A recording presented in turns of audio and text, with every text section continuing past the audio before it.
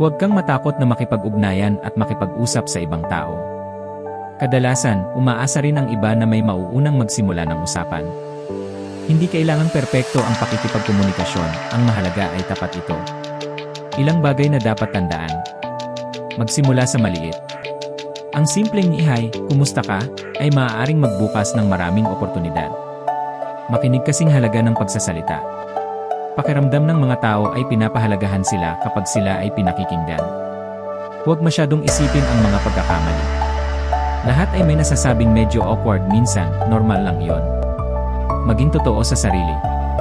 Ang tamang mga tao ay ma-appreciate ang tunay mong pagkatao. Mas nagiging madali ito sa practice. Habang mas madalas kang nakikipag-usap, mas nagiging kumpiyansa ka. Isipin ang komunikasyon na parang paggawa ng mga tulay. Bawat usapan na sinisimulan mo ay isa pang tulay na nagdurugtong sa iyo sa ibang tao.